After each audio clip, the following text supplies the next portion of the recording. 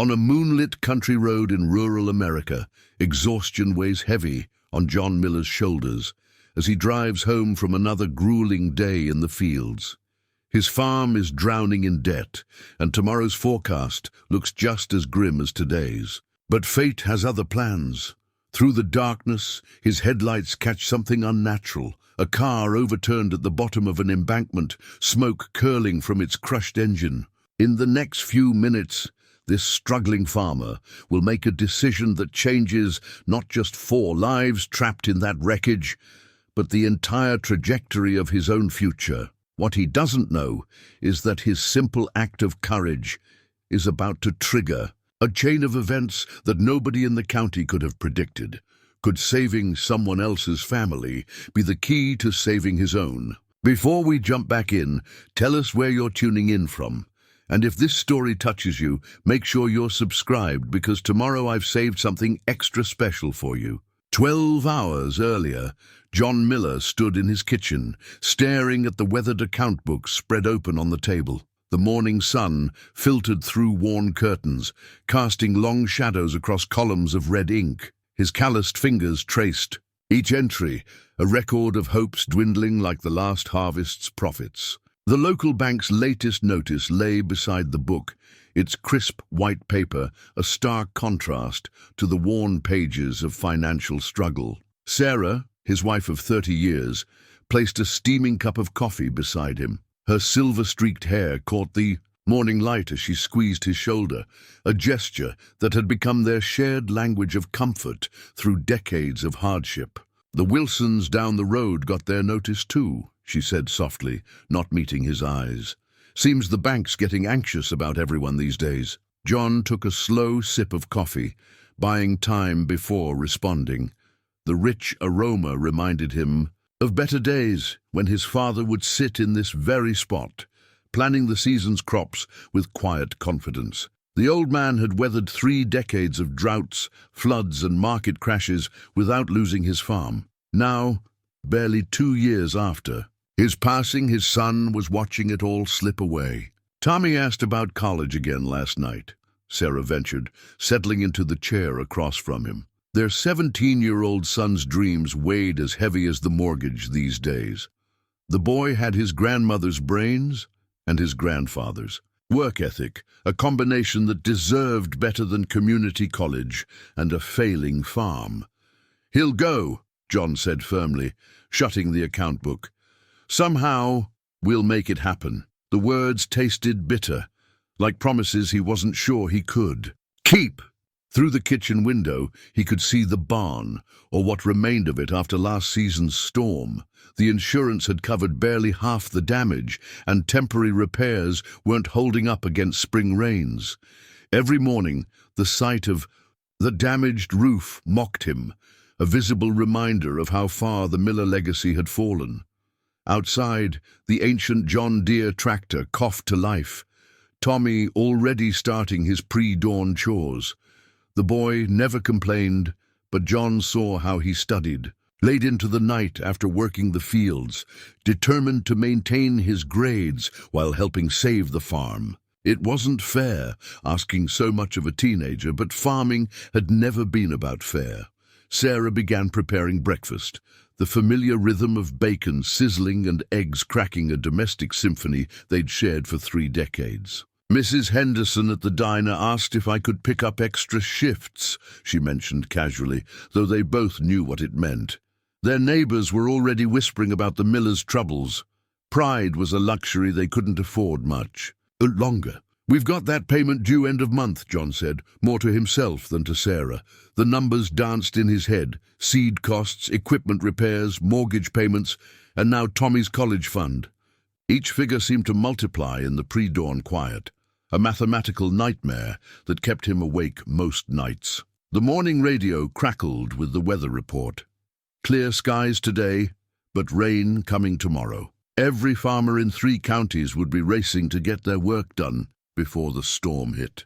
John's shoulder ached at the thought, an old injury from his high school football days that never quite healed right. Doctor visits were another luxury they'd learned to live without. "Dad!" Tommy's voice carried from the yard. "Irrigation pumps." Acting up again! John pushed back from the table, leaving his coffee half-finished. Sarah caught his hand as he passed, her fingers warm against his weathered skin. "We'll figure it out," she whispered. The same words they'd been sharing like a prayer since the trouble started. "We always do," he nodded, not trusting his voice. Outside, the morning air carried the sweet scent of newly turned earth and the promise of spring growth. Tommy stood by the irrigation system, tools already spread out in the precise way his grandfather had taught him.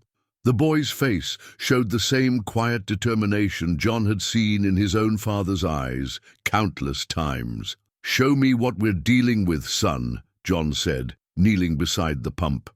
As they worked together in the growing light, he could almost believe Sarah's words. They would figure it out. They had to. 5 generations of millers had worked this land, their stories written in the very soil beneath their feet. The bank might hold the papers, but this land held their history, their hearts, their future. The sun climbed higher as father and son coaxed life back into the old pump. Another day on the Miller farm was beginning, for better or worse. Neither of them could have known that by nightfall everything would change. The dashboard clock on John's old pickup read 9:47 p.m., its faded green numbers barely visible in the gathering darkness. He'd promised Sarah he'd be home by sunset, but promises were getting harder to keep these days. The fields didn't know about promises. They only knew about time and weather, and tomorrow's forecast had pushed everyone to work late. His hands felt heavy on the steering wheel, joints stiff from 14 hours of wrestling with equipment that should have been replaced years ago. The combine had broken down twice, each repair eating away precious daylight and what little emergency. Money they had left, but they'd finished before the rain. That's what mattered. Tommy had stayed until dinner when Sarah called him home to study for tomorrow's calculus test. The truck's radio crackled with static between stations, picking up fragments of weather reports and late-night talk shows. John didn't bother trying to tune it properly. The quiet suited him better, letting his mind wander over the day's tasks and tomorrow's worries. He'd seen Henderson from the bank in town earlier, the man's careful nod saying more than words could about the impending payment deadline. His phone buzzed in the cup holder, Sarah's name lighting up the screen. He fumbled with the answer button, trying to keep his eyes on the rough country road. "Hey, honey, John Miller. Do you know what time it is?" The worry in her voice was wrapped in 30 years of loving exasperation. "Tommy said the combine was giving you trouble again." "Nothing I couldn't handle." He downplayed the hours spent with his back against cold metal, searching for problems he couldn't afford to fix properly. "Got everything done before the weather." "Turns. How's our boy doing with that math?" "Head buried in books, just like always." Pride crept into Sarah's voice. Mrs. Peterson at the grocery store mentioned her. Tommy got accepted to state on a partial scholarship. Made me think, our Tommy's scores are better, John said firmly, knowing where her thoughts were heading. He'll get more than partial. You'll see. He didn't mention the college savings account that had been slowly draining to keep the farm afloat. Some worries were better kept to himself. The truck's headlights caught a familiar fence post. Old Ben Wilson's property marker. Usually John would take the main road home, but tonight he'd opted for the back way. The longer route meant less chance of running into neighbors who might want to talk about the bank notices everyone seemed to know about. "Did you eat anything?" Sarah's question interrupted his thoughts. "I saved you a plate. I'll heat it up when I get home." His stomach growled at the thought of Sarah's cooking, reminding him that his last meal had been a hasty sandwich at noon. "Just need to check the irrigation setup one more time. 10 minutes, tops." "John," Sarah's tone carried a warning. "That can wait until morning. You need rest." He smiled despite his exhaustion. Some things never changed. Sarah trying to take care of him trying to take care of everything else. "Tell you what, I'll skip the irrigation check if you've got some of that apple pie left. There might be a piece with your name on it." The smile in her voice warmed him more than any pie could. "Just come home safe. Always do," he ended. The call, tossing the phone back in the cup holder. The old truck's engine coughed as he pressed the accelerator, fighting the slight incline. Another repair he'd have to postpone. The moon hung low over the eastern fields, casting long shadows across freshly tilled earth. It was the kind of night his father used to call thinking weather, clear enough to see your troubles, dark enough to hide your fears. The old man had taught him every inch of these back roads, every fence line and property marker, every dip and turn that could catch you unaware. A rabbit darted across the headlight beams, making John ease off the gas. His father's voice echoed. In his memory, night driving's got its own rules, son. Everything looks different in the dark. How many times had they driven these same roads together, talking about crops and weather, planning and dreaming? The truck's clock now read 10:03. If he took the Creek Road cutoff, he could shave 5 minutes off his drive time. Sarah would appreciate that more than any excuses about irrigation checks. The turn came up faster than he remembered, gravel crunching under tires as he steered onto the narrower path.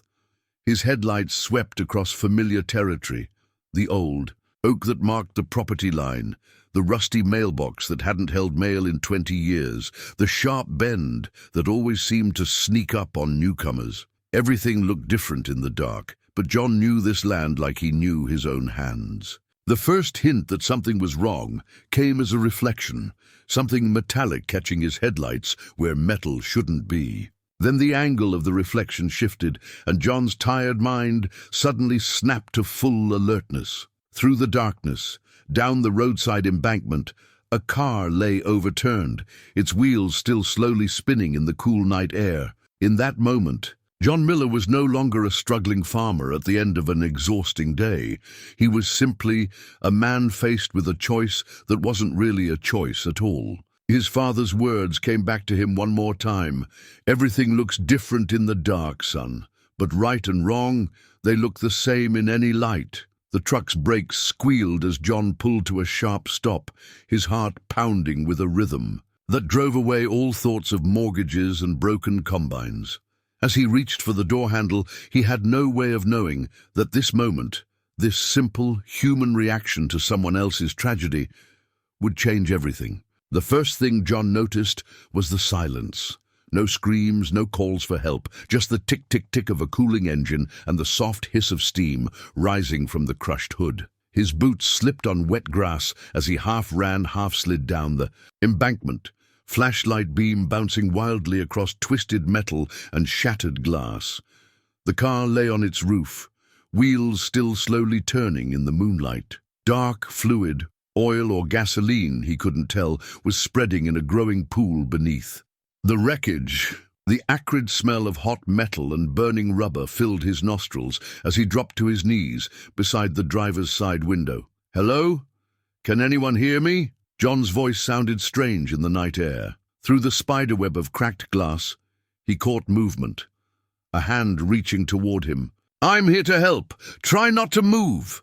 A child's cry pierced the silence, triggering something primal in John's chest. He'd heard that same frightened sound from Tommy years ago, when the boy had fallen from the hayloft. The memory propelled him into action.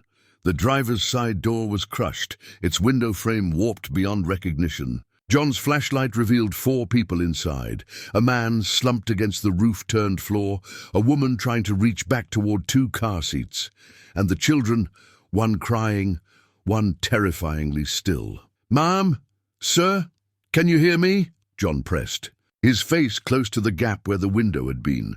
The woman turned toward his voice, blood trickling from a cut on her forehead. "My children," she gasped. "Please, my babies." Smoke began curling from under the hood, thin wisps at first, then thickening rapidly. John's mind raced through options, each second feeling like an eternity. The passenger door looked less damaged. Maybe. He scrambled around the vehicle, glass crunching under his boots. The passenger door groaned in protest as he gripped its frame, muscles straining against twisted metal. Years of farm work had built strength in his arms, but this was different. This wasn't lifting hay bales or wrestling with machinery. This was life and death. The door suddenly gave way with a screech of tearing metal, the force nearly knocking John backward. Smoke was getting thicker now, stinging his eyes as he leaned into the car's interior. "Sir, can you move?" The man was starting to stir, moaning softly. "We need to get everyone out, now! Take the children first," the man managed, his voice tight with pain. John didn't argue. He could see flames now, flickering beneath. The hood, the car seat holding the younger child, was closest to him. With trembling fingers, he fought with the safety harness, trying to remember how Sarah used to undo these things when Tommy was small. The buckle finally released, and John carefully extracted the toddler, a little girl, he realized, no more than 2 years old. She was unconscious but breathing, her small chest rising and falling steadily. "I'll be right back," he promised the parents, already backing out of the wreckage. He placed the child gently on the grass, far enough from the car to be safe. The older child's cries grew louder, more desperate. "Coming, buddy?" John called out, diving back into the smoke-filled vehicle. "I'm coming for you." The second child, a boy around 4, reached for him with both hands, tears cutting clean tracks through the dirt on his face. This car seat's buckle yielded more easily, or maybe desperation had made John stronger. He pulled the boy free, choking on thickening smoke. "Mommy, Daddy!" The child struggled in John's arms as he carried him to safety. "They're next," John assured him, setting him beside his sister. "Stay right here with your sister. Don't move." The flames were spreading now, casting orange light across the scene. The woman was more alert, already trying to free herself from her seatbelt. John helped her, supporting her weight as she crawled through the passenger door. Her legs buckled as she tried to stand. "My husband," she coughed, clutching John's arm. "Please, I'll get him." John guided her toward the children, his heart pounding against his ribs. Time was running out. The man was larger than John had realized, his legs pinned by the crushed dashboard. The smoke was almost unbearable now, and the heat from the engine. Fire was intensifying by the second. "Leave me!" the man gasped, but John ignored him. Bracing his feet against the car's frame, he grabbed the man under his arms and pulled. Something in the dashboard cracked, and suddenly the man was free. They half-crawled, half-dragged each other out of the wreckage. John's lungs burned, his eyes streaming from smoke and sweat. They had barely cleared the car when a whoosh of flames engulfed the engine compartment. The family huddled together on the grass, the woman cradling her unconscious daughter while the boy clung to his father's neck. John's hands shook as he pulled out his phone, fingers fumbling over 911. The operator's voice seemed to come from very far away as he reported their location. "They're sending help," he told the family, sinking down beside them. The little girl was starting to stir, making small whimpering sounds that were the sweetest noise John had ever heard. "Ambulance and fire truck are on their way." "You saved us," the man said quietly, his voice rough with smoke and emotion. "You saved my family." John shook his head, embarrassed by the raw gratitude in the stranger's voice. "Anyone would have done the same." "No," the woman interrupted, still holding her daughter close. "Not anyone. Not everyone would have stopped. Not everyone would have—" She broke off, tears mixing with the blood on her face. The sound of distant sirens filled the night air. The little boy had stopped crying, now watching the burning car with solemn fascination. His father extended a shaking hand toward John. "I'm David Thompson," he said. "This is my wife Anna, our son Michael, and our daughter Rachel." His grip was strong despite his ordeal. "I'm a doctor at County General, and I'm going to spend the rest of my life trying to repay what you did here tonight." John clasped the offered hand, too exhausted to argue about repayment. The sirens were getting closer, red and blue lights beginning to paint the trees. In the distance, he could see other headlights approaching. The first curious neighbors. Arriving at the scene, "John Miller," he said simply. "I'm just a farmer." David Thompson looked at him for a long moment, emergency lights reflecting in his eyes. "No, Mr. Miller. Tonight, you're a hero." As the first rescue vehicles crested the hill, John thought about Sarah waiting at home with that promised piece of apple pie.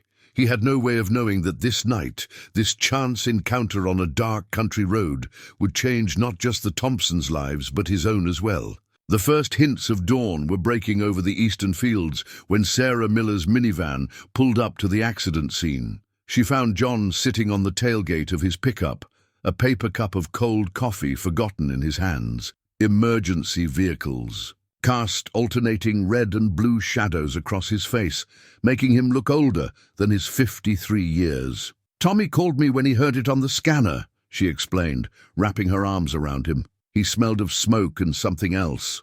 Fear, maybe, or destiny. A local news photographer was capturing the scene, his camera flash punctuating the growing daylight like artificial lightning. Across the road, the Thompson children slept on a stretcher, wrapped in emergency blankets. Their mother sat beside them, refusing further medical attention until her children had been thoroughly examined.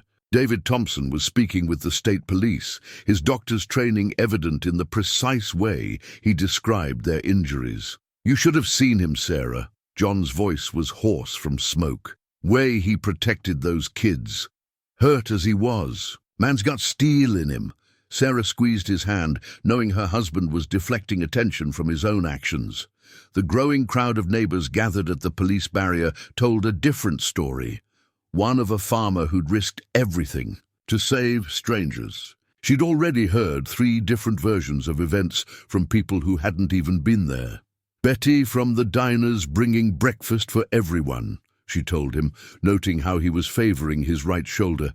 "And Pastor Mike's on his way. News travels fast around here." "Too fast," John muttered, but there was no real complaint in his voice. He was watching the Thompson children sleep, probably thinking about Tommy at that age. Sarah knew that look. He was seeing their own boy in those rescued children. The fire chief approached them, helmet under his arm. "Mr. Miller, we'll need your statement for the report." He glanced at the burnt-out shell of the Thompsons' car, now little more than a skeletal reminder of how close it had been, though I think we can all see what happened here. As John described the rescue, more vehicles arrived. Church vans bearing coffee and blankets, pickup trucks loaded with folding chairs, even old Mrs. Henderson from the grocery store with bags of fresh pastries. The sun rose fully over the horizon, revealing the full scope of the night's events in stark morning light. "The children are stable," David Thompson announced, approaching John and Sarah. Despite his injuries, he carried himself with the quiet authority of someone used to delivering both good news and bad. "Rachel has a mild concussion, but she's alert now. Michael's mostly just scared.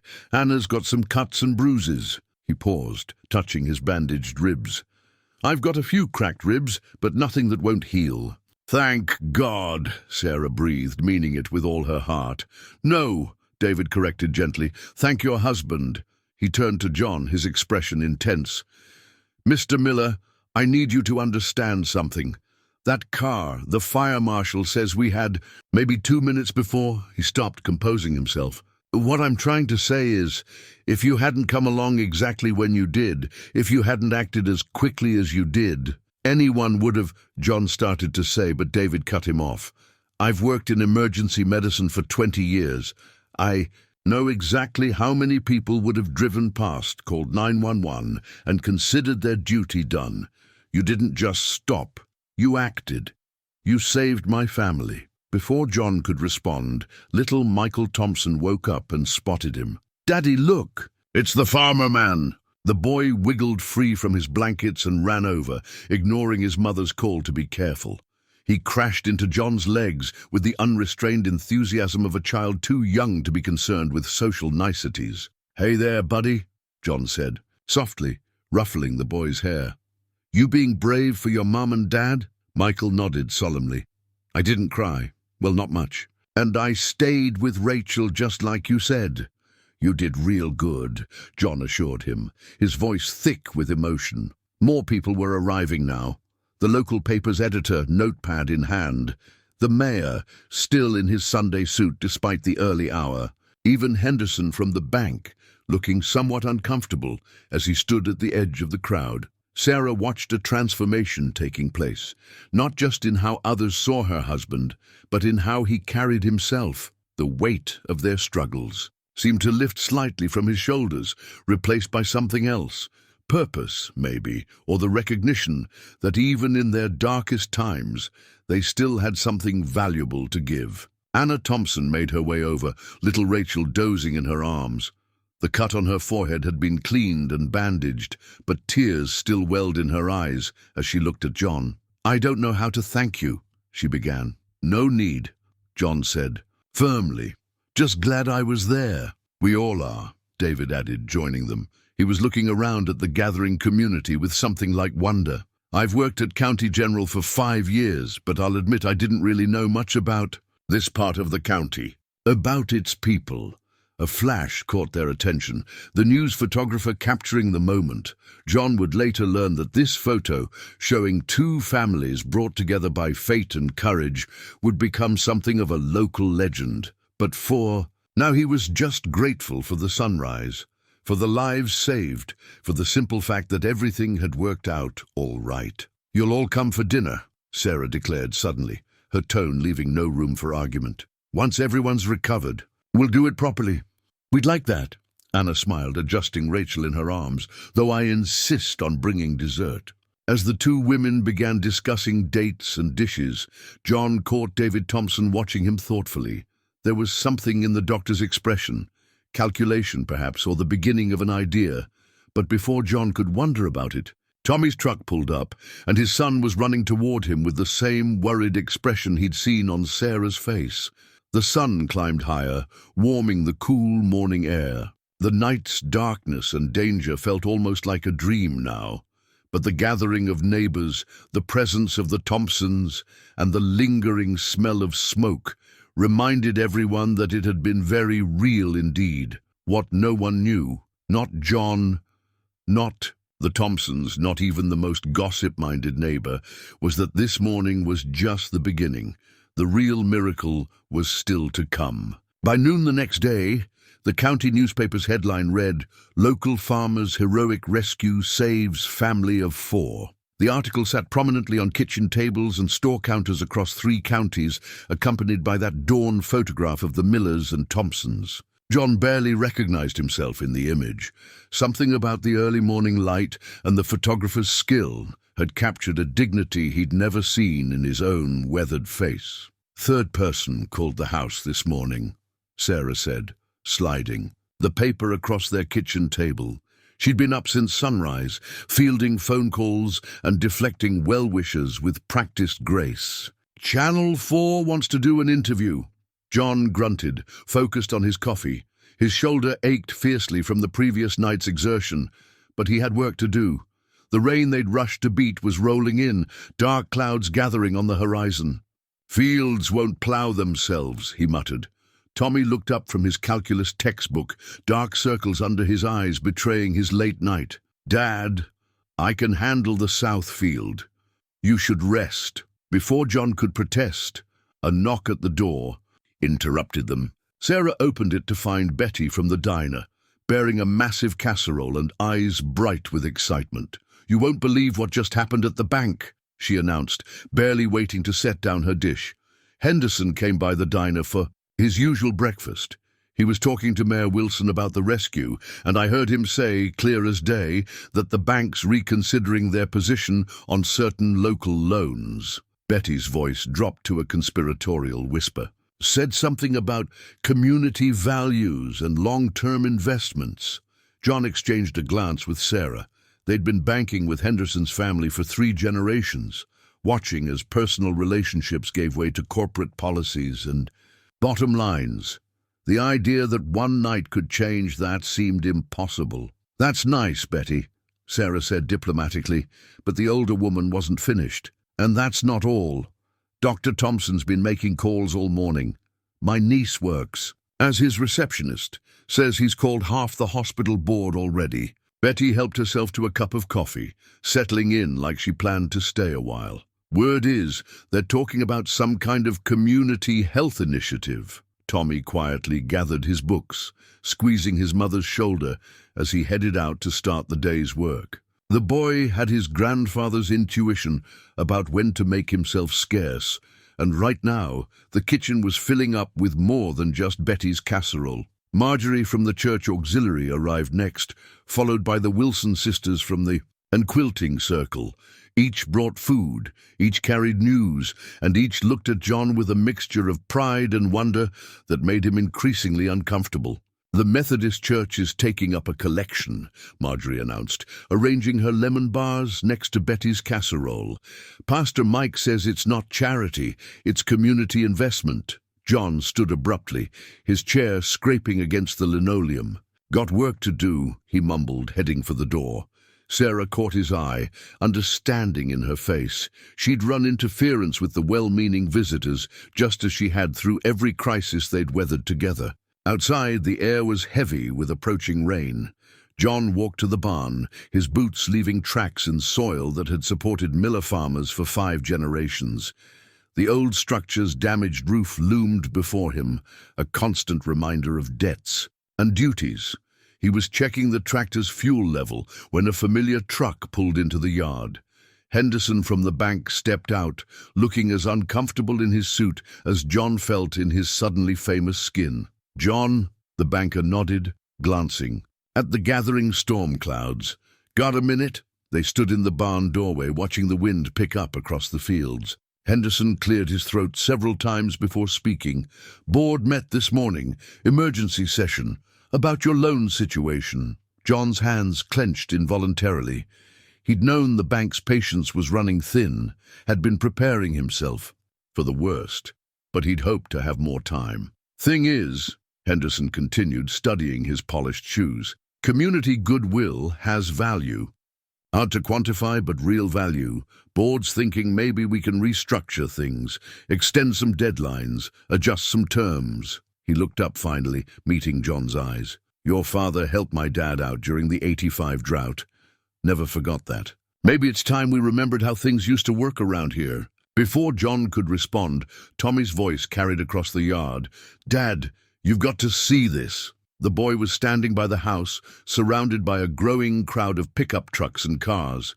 People were unloading lumber, tools, roofing materials. Enough to repair the barn's storm damage twice over. "Everybody just started showing up," Tommy explained, wonder in his voice. "Mr. Wilson's got his whole crew here, says they can have the roof fixed before the rain hits if we start now." John looked at Henderson, who was smiling slightly. "Seems to me," the banker said, "this is what they mean by community values." He extended his hand. "We'll talk terms next week. For now, looks like you've got a barn to fix." The next few hours passed in a blur of activity. Word spread faster than the approaching storm, bringing more helpers with each passing minute. Women from the church. Auxiliary set up a food station in the garage. The high school shop teacher organized work crews with military precision. Even Mayor Wilson showed up in old overalls, ready to work. Through it all, John moved in a daze, accepting help he'd never thought to ask for. Sarah appeared occasionally at his elbow, pressing water bottles into his hands, her eyes shining with unshed tears. As the first fat raindrops began to fall, the last shingle was nailed into place. The crowd cheered. Someone started singing an old hymn, and John found himself surrounded by neighbors who'd become something more than just people who shared the same zip code. His phone buzzed, a text from Anna Thompson with a picture of Michael and Rachel, both giving thumbs up from their hospital beds. Below it, she'd written, "The children wanted you to see they're okay. David's making more calls. He says this is just the beginning." John looked up at his repaired barn, at the dispersing crowd of helpers, at his son's proud face, and at Sarah's knowing smile. The rain was falling steadily now, but for the first time in months, he wasn't worried about what it might damage. Sometimes he realized a single act of courage could ripple outward in ways no one could predict, changing not just one life but an entire community. Betty's voice carried across the yard. "Just wait till the evening paper comes out. They're calling it the Miller miracle." John shook his head, embarrassed but grateful. The evening paper could call it whatever they wanted. He had work to do. And for the first time in a long while, he didn't have to do it alone. A week after the accident, Sarah Miller stood in her kitchen, reading a thank you card covered in wobbly crayon hearts and childish handwriting. Inside, Michael Thompson had drawn what appeared to be a farmer with a cape, while Rachel had contributed a rainbow of scribbles. The simple message beneath the artwork read, "To our hero and his family, love from the Thompsons." The children insisted on making it themselves, Anna Thompson explained, sitting at the Miller's kitchen table with a cup of Sarah's coffee. Her cuts were healing, though faint bruises still shadowed her face. Rachel's been drawing farmers in all her pictures now. Michael tells everyone at preschool his best friend is a real-life superhero. Sarah smiled, placing the card on the refrigerator, among Tommy's old-school photos and ancient holiday cards. John's been checking the news every morning to see how they're doing. Won't admit it, but he worries. David's the same way, Anna said, watching Sarah move around the familiar kitchen. He keeps saying he hasn't properly thanked your husband yet. The hospital released us yesterday, and he insisted this be our first stop. As if on cue, the sound of men's voices drifted in from the porch. John and David had been out there for the better part of an hour, ostensibly discussing the weather, but really taking each other's measure in the careful way of men raised to be self-reliant. "I should tell you about us," Anna said suddenly, her fingers tracing the rim of her coffee cup, "about why we were on that road that night." Sarah settled into the chair across from her, recognizing the tone of someone who needed to share a burden. "Only if you want to. David and I—" Anna paused, collecting her thoughts. "We moved here 5 years ago when the hospital offered him the position.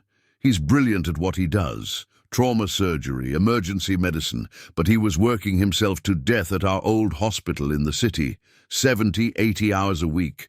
Barely saw the children." She glanced toward the porch, where David's laugh mingled with John's deeper chuckle. "That night, we'd been at a hospital board meeting. First time in months we'd gone somewhere together without the kids, but our regular sitter cancelled. We had to bring them along." Sarah nodded, understanding the complicated dance of working parents.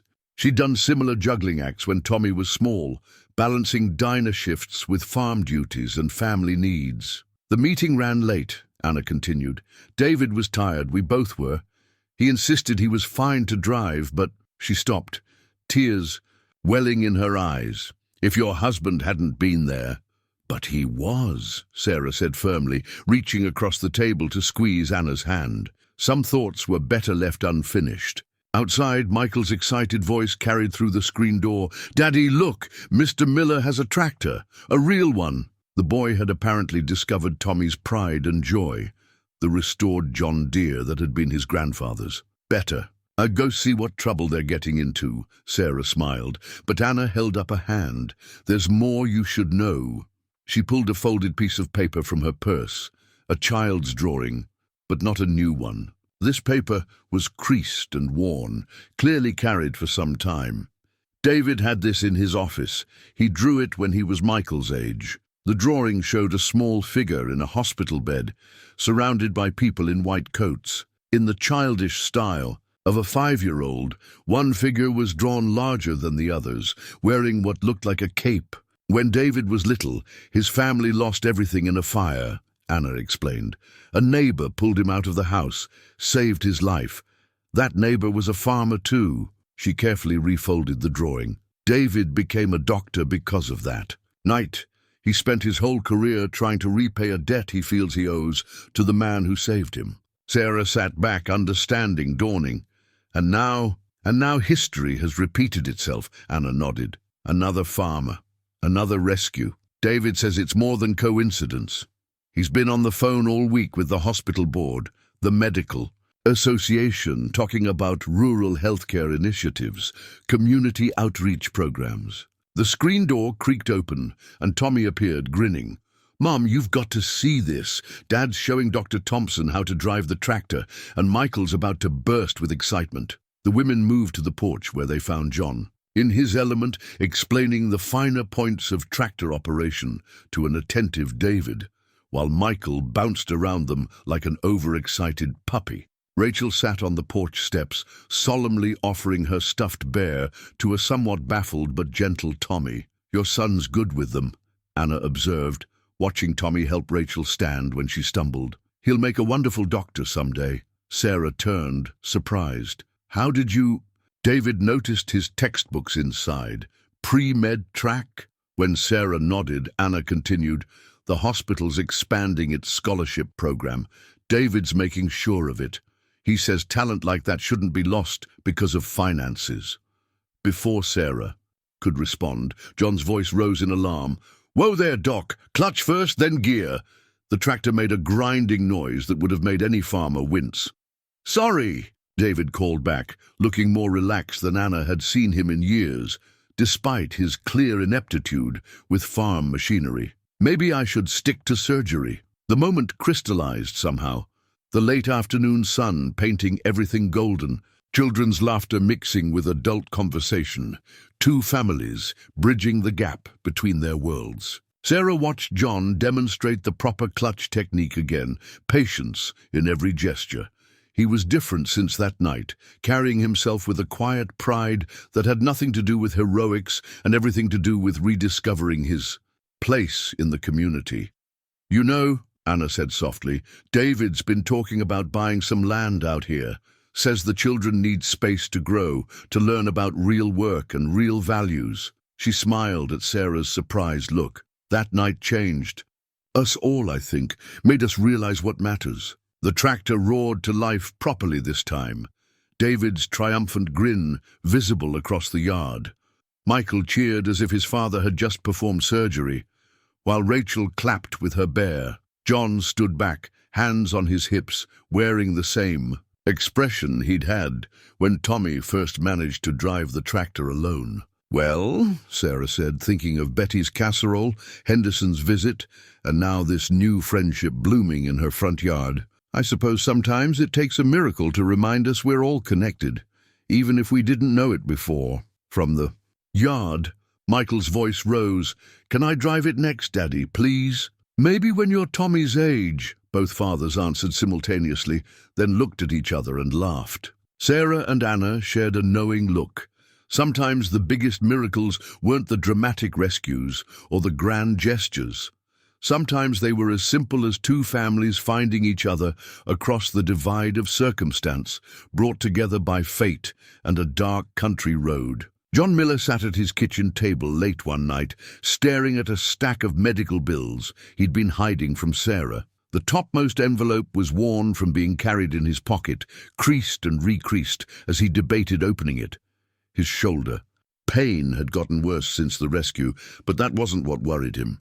It was the other symptoms he'd been ignoring for months, the persistent cough, the growing fatigue, the weight loss Sarah tried not to mention. The kitchen clock ticked past midnight. Sarah and Tommy were asleep upstairs, their peaceful breathing a counterpoint to his troubled thoughts. He finally opened the envelope, adding its contents to the growing pile.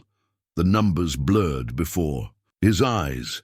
Lab work from 3 years ago, X-rays he'd never picked up, prescriptions he'd never filled. Each bill a compromise between health and harvest, between self-care and survival. His fingers brushed against the old football injury in his shoulder, now a constant companion. The pain had changed lately, becoming sharper, more insistent. The night of the rescue had woken something in that old wound, like a sleeping giant stirring after years of uneasy peace. "You're up late." Sarah's voice startled him. She stood in the doorway wearing her old robe, concern etched on her face. Before he could gather the bills, her eyes had already taken in the scattered papers. "John Miller," she said softly, sitting beside him. "How long have you been keeping these from me?" He couldn't meet her eyes. "Didn't want you to worry. We've had enough on our plates with Tommy's college and the farm." Sarah picked up one of the older bills, its due date long past. "Some of these go back 5 years. That cough you had last winter?" She trailed off, understanding dawning. "You never got it checked out, did you? Farm needed new irrigation." Pipes," he said simply. "Had to make a choice." Sarah's hand trembled as she sorted through the papers. "And your shoulder? Since the rescue?" It'll heal. But they both heard the lie in his voice. The pain showed in every movement now, in the way he couldn't lift his right arm above his head, in how he winced when starting the tractor. "I've seen you favoring it," she said. "Tommy's noticed too. He's worried, John. We all are." A sudden coughing fit seized him, the kind that had been coming more frequently lately. Sarah watched him struggle to catch his breath, her face pale in the kitchen's dim light. When it passed, she spoke with quiet determination. "Tomorrow you're seeing David Thompson. Sarah, no arguments." She gathered the bills into a neat pile, her hands steady now, with purpose. "That man's been trying to repay you for weeks. Let him. We can't afford not to." Sarah's voice cracked slightly. "I watched you pull 4 people from a burning car. I'd like to keep you around long enough to meet our grandchildren someday." The word grandchildren hung in the air between them, a future they'd both dreamed of but lately had seemed increasingly uncertain. Tommy was working so hard for medical school, carrying his own dreams and his parents' hopes. What kind of legacy would John leave him? A failing farm and a stack of unpaid medical bills. Morning came too soon, finding John in the barn trying to replace a broken belt on the combine. His shoulders screamed in protest as he lifted the heavy rubber component. The pain shot down his arm like lightning, forcing him to drop the belt with a clatter. "Need a hand with that?" Tommy stood in the barn doorway, looking too much like his grandfather for a moment. The same worried frown, the same careful way of watching his father struggle. "I've got it," John started to say, but another coughing fit cut him off. This one brought him to his knees, the world spinning around him. Through the roaring in his ears, he heard Tommy calling for Sarah. Later, he wouldn't remember the drive to County General. Sarah's hands gripping the steering wheel, Tommy's worried glances from the back seat, the familiar countryside rolling past. It all blurred together like a rain-streaked windshield. Dr. David Thompson was waiting for them in the emergency room, already in his white coat despite the early hour. One look at John's face, and he was calling for tests, x-rays, blood work. The efficient hospital machinery swallowed John up, carrying him from one examination to another. "You should have come sooner," David said quietly, studying the first set of x-rays. The light box illuminated more than just John's bones. It revealed years of neglect, of choosing the farm's needs over his own health. "This shoulder's been damaged for years, and your lungs—" "Had to keep the farm running," John said, the words triggering another coughing spell. David's face was grave as he studied the results. "The infection in your lungs is serious. Probably started as pneumonia last winter, never properly treated. And your shoulder, there's significant damage to the rotator cuff. You'll need surgery. For that." Sarah gripped John's hand as David continued, listing treatments, medications, procedures. Each one represented another bill they couldn't pay, another choice between health and home. "I know what you're thinking," David said, setting down his clipboard, "about the costs. But this isn't optional anymore, John. Without treatment—" He paused, choosing his words carefully. "Without treatment, you won't be able to work the farm at all, within 6 months, maybe less." The words hit John like a physical blow. He thought of his father, working the fields well into his 70s, of Tommy, dreaming of medical school while watching his family's legacy crumble, of Sarah, carrying the weight of everyone's worries alongside her own. "There are programs," David continued, his voice gentle but firm. "The hospital has funds for cases like this.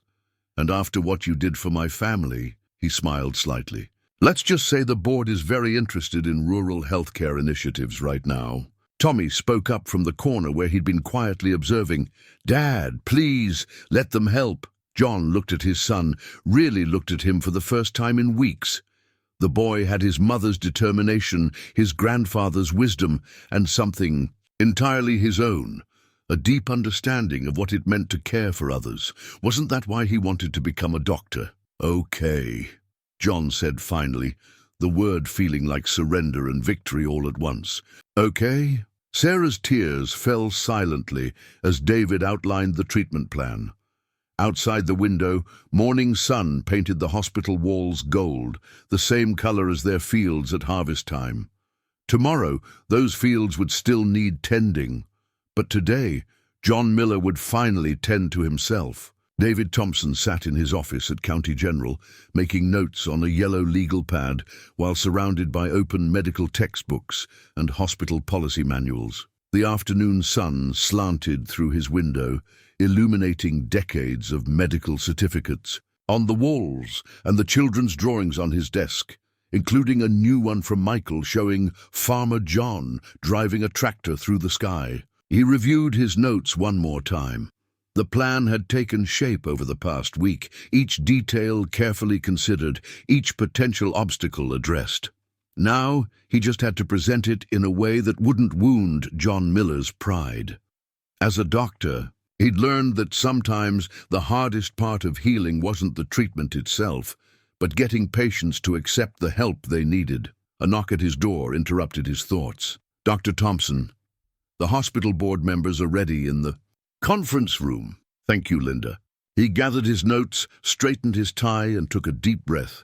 First convince the board, then convince John Miller. Sometimes he wasn't sure which would be harder. The board meeting went better than expected. Perhaps it was the way he'd framed it. Not as charity for one farmer, but as a pilot program for rural healthcare outreach. Perhaps it was the recent positive press about the rescue, or the letters of support from community leaders. Or perhaps it was simply the right idea at the right time. "Your proposal has merit, Dr. Thompson," the board chairman said, reviewing the documents. "A mobile health clinic serving the farming community, emergency medical training for rural first responders, a scholarship program for local students pursuing medical careers. Ambitious but achievable. And Mr. Miller's case? Consider it approved. As the program's first participant, his treatment will be fully covered under the new initiative." The chairman smiled slightly. "Sometimes it takes a spark to start." "A fire! Your farmer provided that spark." An hour later, David pulled into the Miller's driveway, his notepad tucked under his arm. Sarah met him at the door, worry lines etched around her eyes. "John's in the kitchen," she said softly. "He's been trying to figure out how to sell the South Field without telling Tommy." David found John at the familiar kitchen table. Papers spread before him like battlefield maps. The proud farmer looked up, surprise flickering across his face. "Doc, didn't expect you until next week's appointment." This couldn't wait. David sat down, placing his notepad on the table. "I have a proposition for you, John, one I need you to hear out completely before you respond." Sarah brought coffee, then sat beside her husband, her hand finding his under the table. David took a moment to gather his thoughts, remembering his own family's story, his own debt to a farmer's courage. "When I was 5 years old," he began, "a farmer named Jack Peterson pulled me from my family's burning house. I've spent my whole life trying to repay that debt, becoming a doctor, helping others. But I never found Jack Peterson, never got to thank him properly." He opened his notepad, revealing the carefully crafted plan. The hospital board just approved a new rural healthcare initiative, mobile clinics, emergency response training, medical scholarships for local students. "We're calling it the Peterson-Miller Program for Rural Health." John's expression shifted slightly at the name, but he remained silent. "As our first participant," David continued, "you'll receive full coverage for all necessary treatments. Surgery for your shoulder, proper care for your lungs, physical therapy, everything you need to get back to farming at full strength." "Doc, I can't," John started, but David held up a hand. "I'm not finished. This isn't charity, John. It's an investment in our community. In exchange, we need your help establishing the program. Your experience, your connections with local farmers, your understanding of their needs. You'll be helping us help others." Sarah squeezed John's hand as David laid out the details. The surgery could be scheduled for next week. Physical therapy would begin immediately after. The mobile clinic would use the Miller farm as its first regular stop, serving neighboring families who, like John, had been putting off medical care. And Tommy's medical school applications, David added, watching John's face carefully. The board was very interested to hear about a local student with his grades and background.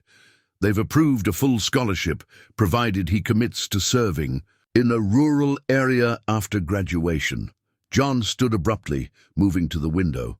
Outside, Tommy was working on the tractor, probably trying to keep it running another season through sheer determination. The boy's dreams, his father's health, the farm's future, all hanging in balance. Why? John's voice was rough with emotion. Why go to all this trouble?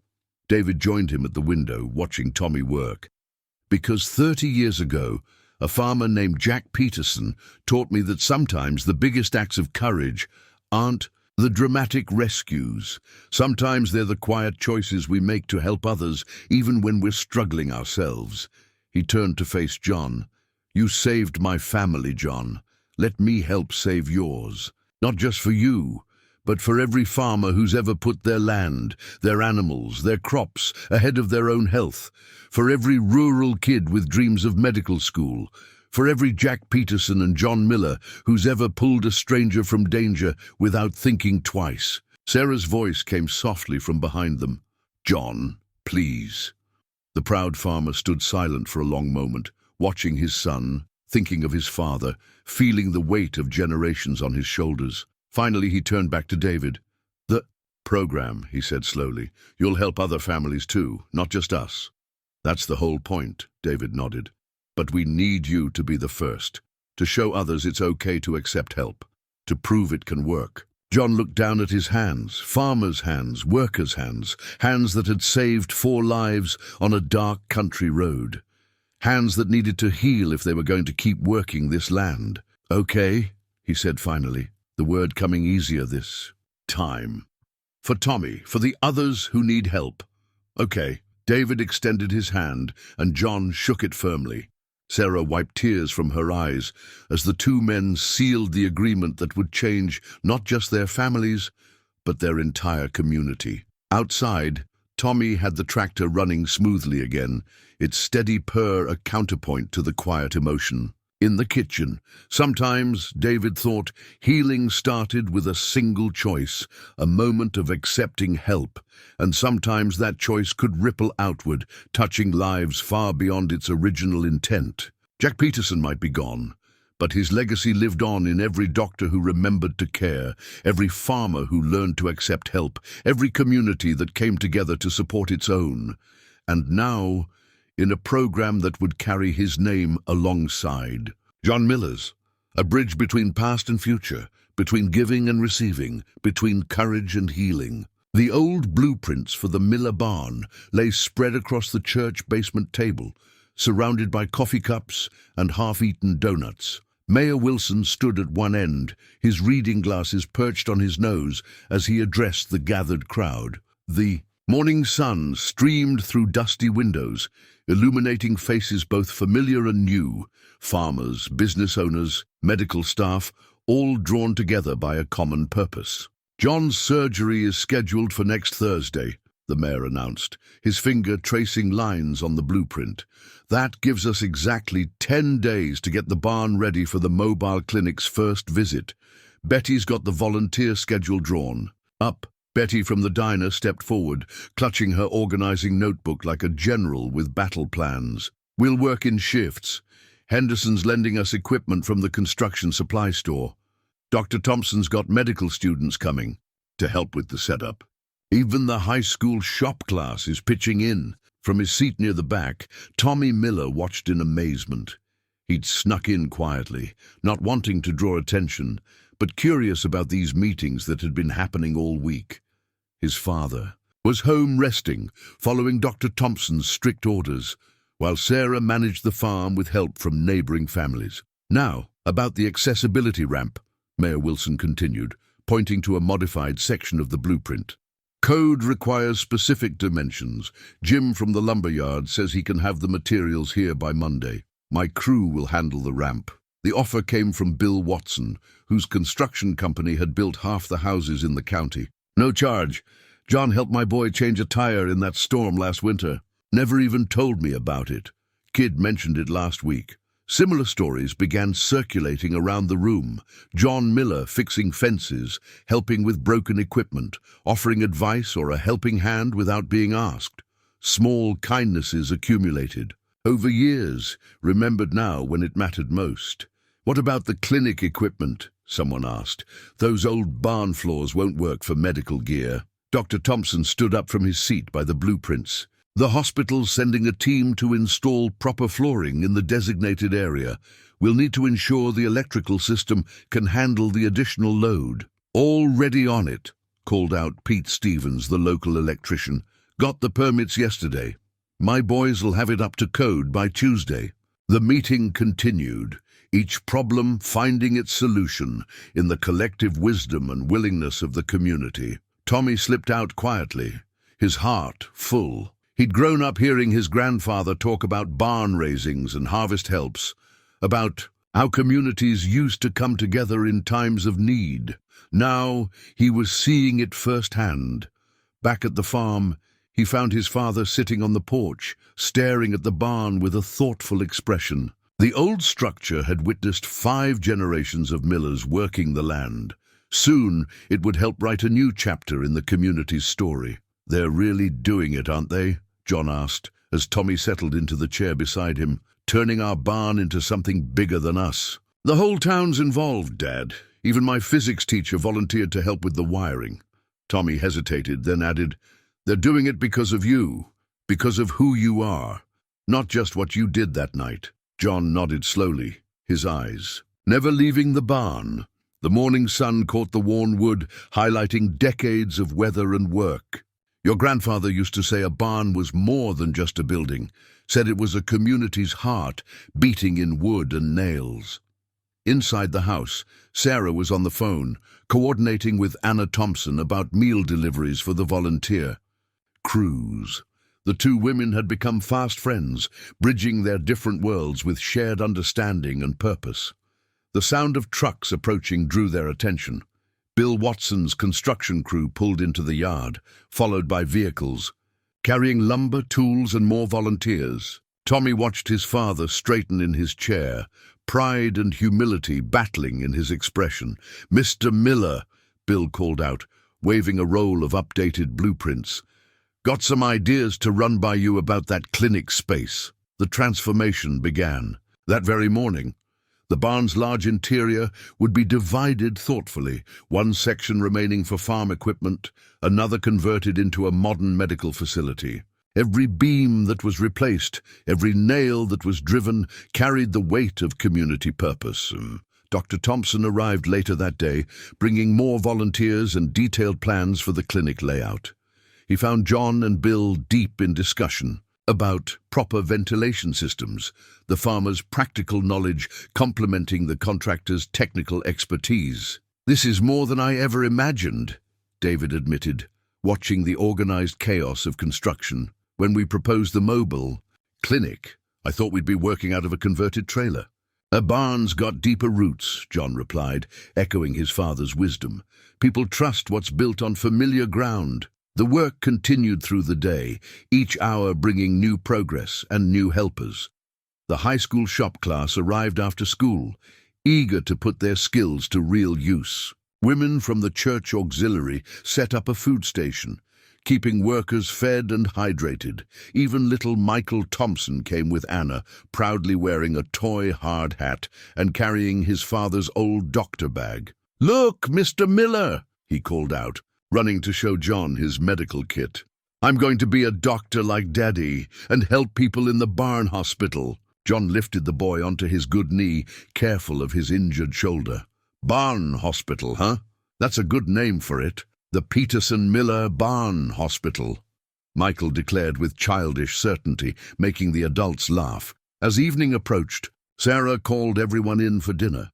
The yard had become an impromptu community gathering, with folding tables set up under old maple trees. People who had been neighbors for years found themselves becoming true friends, bound together by purpose and pride in their shared work. Tommy sat between his parents, watching the scene with growing understanding. This was more than just helping. one family, or creating one clinic. This was their community, remembering who they were, what they could be when they stood together. "You okay, Dad?" he asked quietly, noticing his father's thoughtful expression. John smiled, looking around at the gathered crowd, doctors and farmers, bankers and builders, all sharing a meal and a mission. "You know, son, I spent so many years trying to handle everything alone, trying to prove I could carry on your grandfather's legacy without help." He paused, watching Bill Watson explain construction plans to Dr. Thompson while their wives shared recipes and stories. "But maybe the real legacy isn't in going it alone. Maybe it's in being part of something bigger than ourselves." The sunset painted the old barn in shades of gold and promise. Tomorrow would bring more work, more challenges, more opportunities to build something new on the foundation of something old. But tonight, under the maple trees, a community had remembered its heart and found it beating strong in wood and nails, in shared purpose and common ground. John Miller stared at the plastic hospital bracelet encircling his wrist, its stark white surface marked with his name, date of birth, and a barcode that somehow contained the story of his stubbornness. The pre-dawn light filtered through his hospital room window, painting shadows on walls that had witnessed countless other moments of surrender and hope. Sarah dozed in the chair beside his bed, her hand resting near his. She'd been there all night, just as she'd been there through every hardship they'd faced together. Tommy had finally gone home around midnight, promising to handle the morning chores before heading to school. "Good morning, John." David Thompson's voice was professionally cheerful as he entered the room, already in his surgical scrubs. "Ready to get that shoulder fixed?" Sarah stirred at the doctor's voice, immediately alert. "How long will the surgery take?" "About 3 hours," David replied, checking John's charts. "We'll repair the rotator cuff, clean out the joint, and take care of that bone spur that's been causing trouble. Then we'll start the antibiotics for your lungs." John nodded, his throat tight. It felt strange being on this side of care, being the one who needed help instead of offering it. The hospital corridors outside buzzed with early morning activity. Nurses changing shifts, other doctors making rounds, the quiet symphony of healing at work. "The barn renovation's coming along nicely," David mentioned, his casual tone barely masking his pride in the community's efforts. "Bill Watson says they'll be ready for the clinic equipment by next week." "Seems like everyone's doing my work but me these days," John said, attempting humor to hide his discomfort. "Your work right now is getting better," Sarah reminded him, firmly. "Everything else can wait." The surgical team arrived, efficient and professional. As they prepared to wheel him to the operating room, John caught David's arm. "Doc, thank you for everything." David smiled, understanding all that was left unsaid. "Just returning a favor, John. Now let's get you fixed up." The operating room lights blurred above him as the anesthesia took hold. His last conscious thought was of his father, who'd worked through every injury and illness without complaint. "Times change, Dad," he whispered as the darkness claimed him. "Times change." Hours later, he awoke to find Tommy sitting where Sarah had been, textbooks spread across his lap. The boy looked up, relief crossing his face. "Hey, Dad, surgery went great. Dr. Thompson says everything looked even better than the X-rays showed." John's shoulder was immobilized, his throat raw from the breathing tube, but he felt something he hadn't experienced in years. Hope, real, medical hope, not just the stubborn determination that had kept him going. Over the next few days, a steady stream of visitors filled his hospital room. Henderson from the bank brought updates about the farm aid program he'd helped initiate. Bill Watson showed him photos of the barn's transformation. Betty kept him supplied with contraband diner pie, somehow smuggled past the watchful hospital staff. Physical therapy began almost immediately, each small movement a victory and a challenge. The therapist, a young woman who'd grown up on a farm, herself understood his impatience to get back to work. "Building strength takes time," she reminded him, guiding his arm through gentle exercises. "Just like growing crops. You can't rush healing any more than you can rush the seasons. A week after surgery, David Thompson appeared with discharge papers and a comprehensive recovery plan. "The antibiotics are working on your lungs," he reported, reviewing the latest chest X-rays. "The infection's clearing up nicely. But you need to follow instructions this time, John. No more ignoring your health." "He won't," Sarah promised, her tone leaving no room for argument. "We've all learned that lesson." As Tommy wheeled him toward the hospital exit, John caught glimpses of other patients, other families facing their own battles. The hospital bracelet was still on his wrist, a reminder that sometimes the bravest thing a person could do was accept help when it was offered. Outside, the spring air carried the scent of freshly turned earth and new beginnings. The Miller farm was waiting, but for once, John wasn't rushing back to it. Some crops needed time to grow, some wounds needed time to heal, and some lessons needed to be learned, one careful step at a time. The first support beam of the barn's new medical wing rose against the morning sky, its fresh timber a stark contrast to the weathered wood surrounding it. Bill Watson directed his crew with practiced efficiency, while Dr. Thompson's medical students helped position equipment in the newly renovated space. The beam bore signatures from dozens of community members, a modern twist on an old barn-raising tradition. John sat in a lawn chair at a safe distance, his arm in a sling, watching the transformation of his family's barn with mixed emotions. Sarah had arranged the chair in the shade of an old maple tree, making him promise to stay put and let others do the heavy lifting. It wasn't easy for a man who'd spent his life working with his hands to sit and watch others work. Quite a sight, isn't it? Betty appeared beside him with a fresh cup of coffee, her diner temporarily closed while she coordinated the volunteer meal schedule. "Reminds me of when your father helped rebuild the Methodist church after the tornado of '82. The mention of his father brought a smile to John's face. The old man would have appreciated this, the way the community had come together, the blend of old ways and new purpose. He would have understood what it meant to see doctors and farmers working side by side, each learning from the other. Tommy emerged from the barn carrying blueprints, deep in discussion with one of the medical students about proper placement of examination rooms. The boy moved with new confidence these days, his dreams of medical school no longer seeming like impossible reaches. "Your son's got a real touch for this," Dr. Thompson observed, joining them during a break. "He understands both worlds, the medical requirements and the farming community's needs. That's rare." The work continued through the morning, each hour bringing new progress. The high school shop class arrived after morning sessions, their teacher incorporating the renovation into their practical education. Church ladies set up a food station in the yard, the smell of home-cooked meals mixing with fresh sawdust and promise. "We're setting the last major beam before lunch," Bill announced, approaching John's chair. "Thought you might want to sign it first." John struggled to his feet, accepting the offered marker.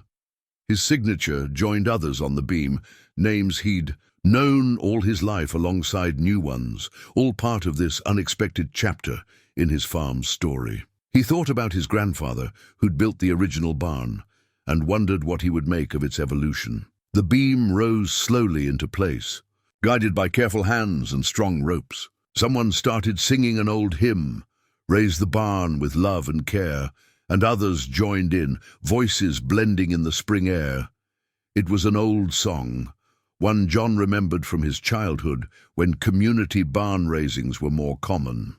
David Thompson stood next to John, watching the beam settle into its new home. "You know," he said quietly, "when I first proposed this program to the hospital board, they were skeptical, didn't think we could bridge the gap between modern medicine and farming traditions." John looked around at the scene before them. Medical equipment being carefully installed in spaces that once held hay. Farmers and doctors working together to create something new. His son moving confidently between both worlds. "Sometimes the old ways and the new ways need each other," he replied, thinking of his own journey from stubborn self-reliance to accepting help. Like good soil, needs both old strength and new growth. The lunch bell rang. Actually, an old triangle Sarah had found in the attic, calling everyone to the tables set up under the trees. The crowd gathered, dusty construction workers alongside medical professionals, farmers next to students, all sharing food and conversation. Little Michael Thompson darted between the tables, still wearing his toy hard hat, supervising like his father. Rachel followed more slowly, carefully carrying a plate of cookies she'd helped make. The future of the community, learning early that helping others was as natural as breathing. As John settled at a table, his healing shoulder reminding him to move carefully, he felt a deep sense of rightness. The barn had always been more than just a building. It was a symbol of community, of continuity, of care.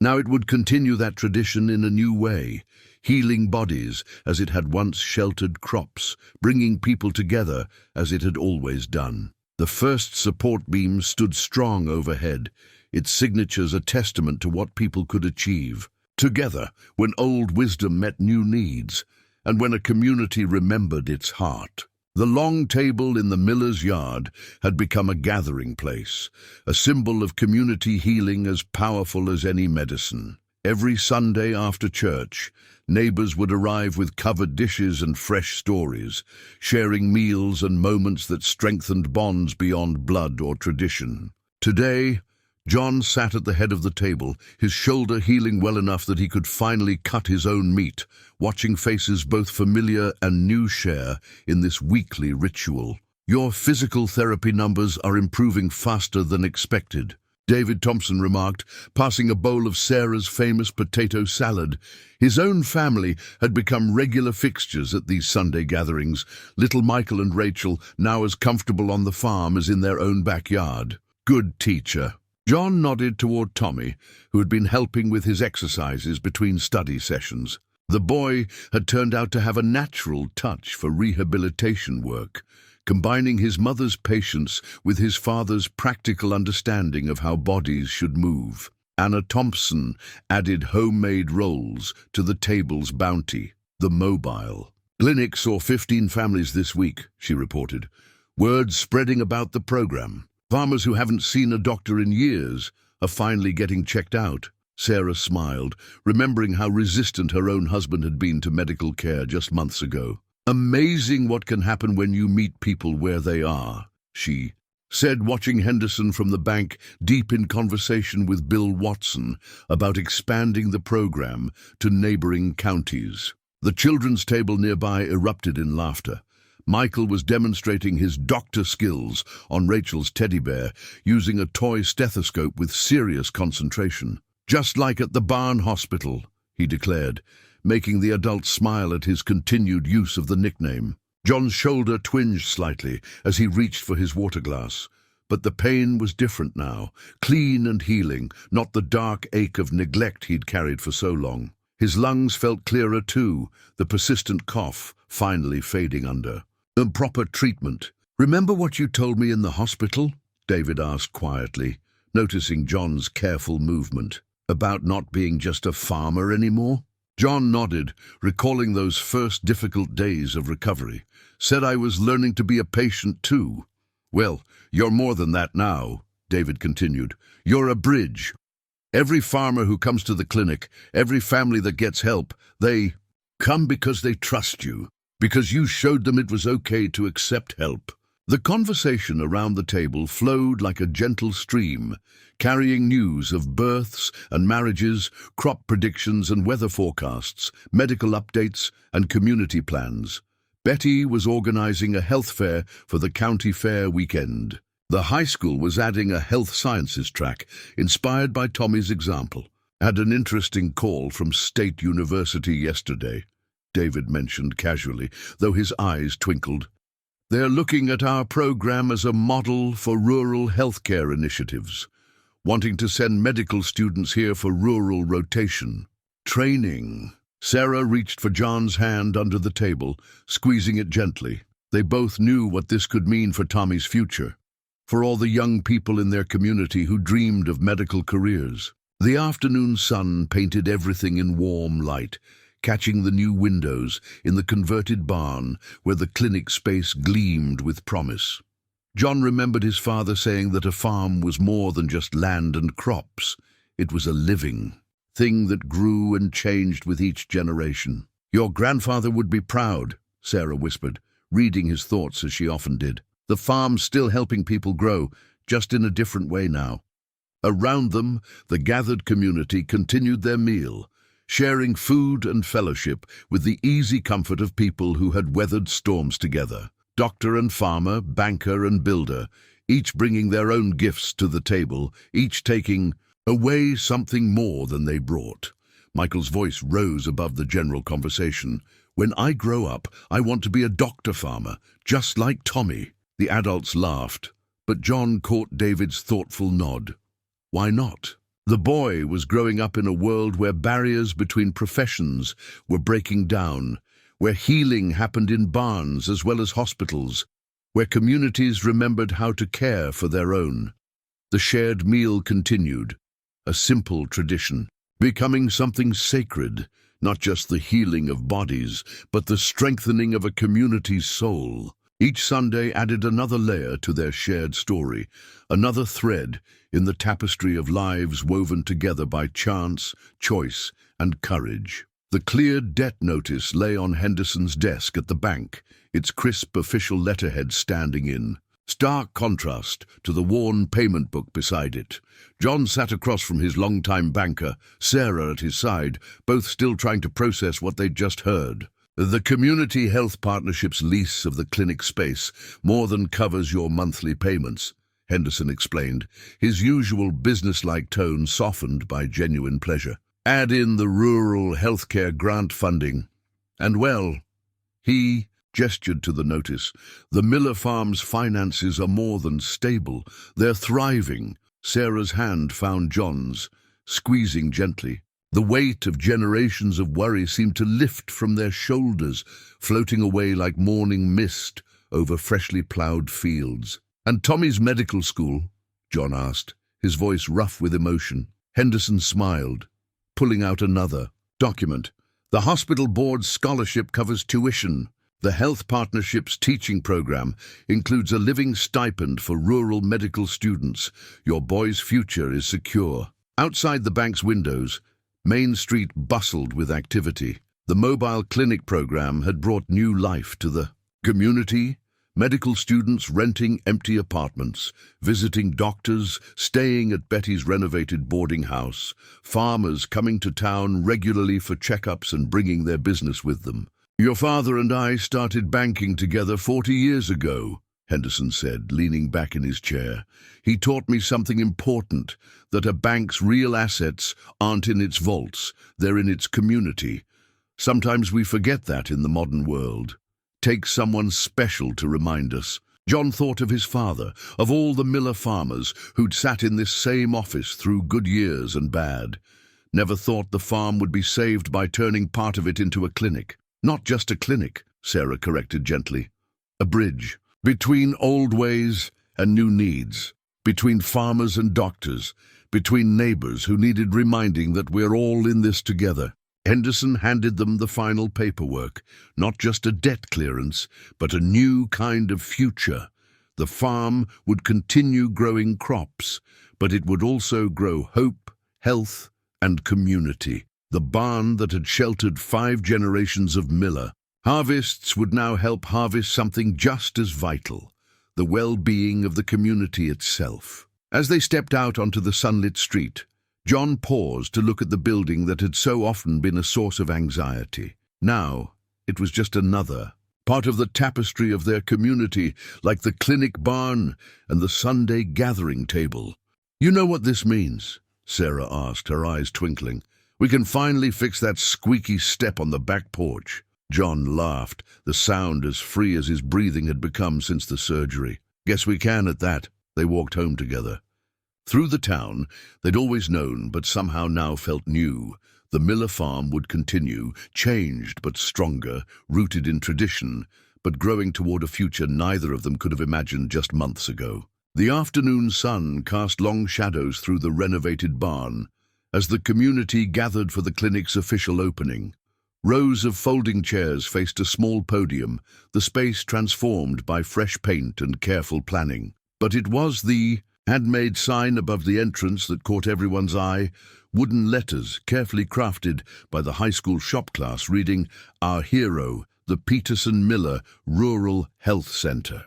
Michael and Rachel Thompson approached the podium together, the little boy in a miniature suit, his sister in her Sunday best. They carried between them another handmade sign, this one smaller and more personal, decorated with children's drawings and simple words, "Thank you, Mr. Miller." John sat in the front row, his newly healed shoulder allowing him to hold Sarah's hand comfortably. Tommy stood nearby in his new white coat, a gift from Dr. Thompson to celebrate his medical school acceptance. The mayor had just finished his speech about community spirit, and now David Thompson took the podium. "Months ago, on a dark country road, a farmer made a choice," David began, his voice carrying clear and strong. "He chose to stop when others might have passed by.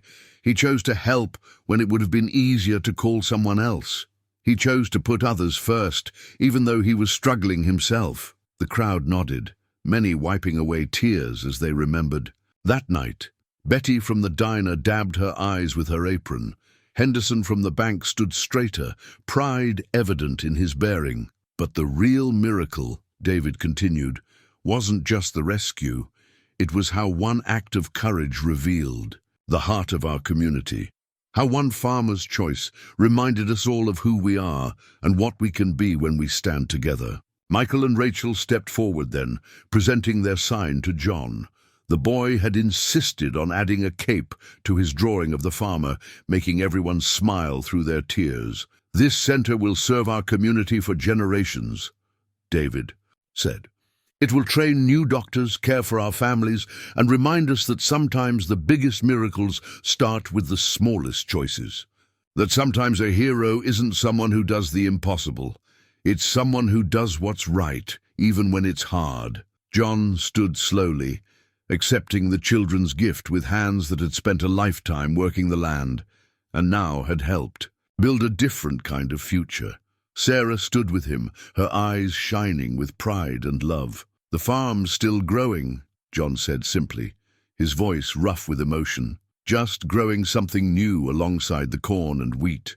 Growing hope, growing help, growing community." The applause that followed wasn't just for John or for the new clinic. It was for every person in that converted barn who had helped write this new chapter in their community's story. For every farmer who would now get the care they needed. For every medical student who would learn to bridge two worlds. For every life that would be touched by what had grown from one dark night and one brave choice. Michael tugged at John's sleeve. "Does this mean you're officially a superhero now?" The laughter that filled the barn was as warm as sunshine on fresh-turned earth, as healing as any medicine, as hopeful as spring planting. Spring planting took on new meaning that year on the Miller farm. John stood in the freshly tilled field, a handful of seeds in his now stronger grip, watching the sunrise paint the clinic barn in shades of promise. The morning dew caught the light, turning each blade of grass into a prism of possibility. Through the barn's new windows, he could see the first patients arriving, farmers who'd driven their tractors straight from the fields, elderly neighbors who no longer had to make the long journey into town, young families bringing children for checkups. Dr. Thompson's medical students moved with growing confidence, learning to blend modern medicine with rural realities. Tommy emerged from the clinic entrance, his white coat bright against the weathered wood. He'd started his practical training early, spending his pre-med summer learning from both doctors and farmers. "Got a full schedule today, Dad," he called out. Old Mr. Peterson finally agreed to get his knee looked at. John smiled, letting the seeds run through his fingers into the waiting earth. Each one carried the promise of growth, just as each person entering the clinic carried the promise of healing. The farm was growing 2 crops now, food for bodies and care for souls. Sarah appeared beside him, carrying coffee and fresh hope. "Henderson says 3 more counties are looking to start similar programs," she said, watching their son guide. An elderly farmer toward the clinic entrance. They're calling it the Miller model. The morning breeze carried the scent of fresh earth and new beginnings. Somewhere in the fields, a meadowlark sang its welcome to spring. John scattered the last of his seeds, each one a prayer for growth, for healing, for community. Your father always said a farmer's job was feeding people, Sarah mused. Guess we're just feeding them in more ways than one now. John nodded, understanding at last that some harvests couldn't be measured in bushels and bales. Some grew in the heart of a community, in the strength of hands joined in common purpose, in the courage to reach out and help, in the wisdom to accept help in return. The Thompsons' living room wall now held a framed family photo unlike any other. Both families together on the Miller farm, taken the day Tommy received his medical school acceptance. John and David stood shoulder to shoulder. Farmers and doctors no longer separate tribes, but partners in a shared mission. Sarah and Anna sat surrounded by children, including new faces from the community who joined their extended family. The photograph had become something of a tradition, updated each season as the clinic barn program grew. Medical students and young farmers gathered there now, learning from each other, building bridges between worlds that had seemed so far apart just a year ago. Little Michael, now in kindergarten, had started a toy clinic for his stuffed animals in one corner of the barn, practicing alongside the real doctors. Rachel helped Sarah plant a healing garden beside the clinic entrance, filling it with herbs and flowers that their grandmothers would have recognized. The evening light caught the frame's glass, reflecting the glow of a community transformed. What had begun with a chance encounter on a dark road had bloomed into something extraordinary, a place where healing happened in many forms, where old wisdom met new knowledge, where every season brought fresh growth and deeper roots. Next year's photo might need a bigger frame, Anna mused, watching more faces join their weekly gatherings. The family keeps growing, and it did. One patient, one student, one helping hand at a time. As the sun set over the Miller farm, painting the evening sky in shades of amber and promise, John stood at his favorite spot near the old maple tree. From here, he could see everything. The thriving fields, the clinic barn alive with purpose, and a young farmer getting help from the community just as he once had. The man had been struggling with his own farm, proud and private like John had been, but when his tractor broke down near Miller land, he found himself surrounded by helping hands. Now he sat with David Thompson, discussing a payment plan for his wife's medical care, while Tommy explained the rural health program's benefits. "Reminds me of someone I know," Sarah said softly, joining John under the maple's spreading branches. Together they watched the scene unfold, doctors and farmers, neighbors and friends, all part of something larger than themselves. The evening light caught the clinic barn's windows, making them glow like amber beacons of hope. Inside, Michael Thompson, now a regular visitor, was showing the farmer's young daughter his toy medical kit, just as he'd once been shown kindness in his moment of need.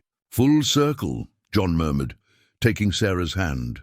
And so the chain of kindness continued, flowing like an endless river through their community, touching lives in ways that no one could have predicted on that fateful night when a farmer chose to stop and help a family in need.